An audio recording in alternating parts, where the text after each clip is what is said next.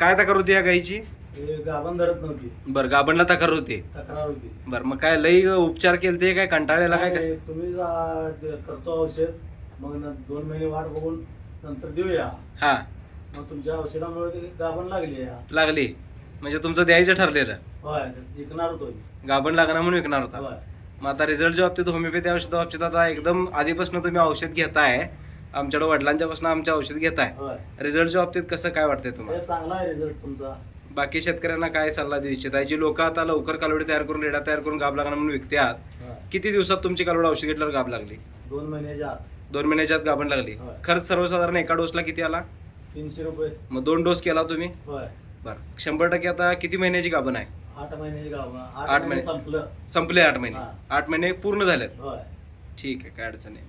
बाकीच्या शेतकऱ्यांना काय सांगू इच्छित आहे तुम्ही? हे बाबा, होमिओपॅथिक औषध चांगला हा. आहे, घ्या. आणि लक्षणं विचारून औषध असते का डायरेक्ट औषध असते? लक्षणे विचारून असते. बरं, मग ह्याच्या आधी कुठल्या बाकीच्या ह्यासाठी बी वापरला, रिझल्ट आहे सगळ्या? फक्त गाभणचं आपण होमिओपॅथी औषध केलं? होय. ठीक आहे का? नाव गाव तालुका एकदा सांगा. तालुका तालुका. रात्रंगी, जिल्हा कोल्हापूर. ठीक आहे, धन्यवाद.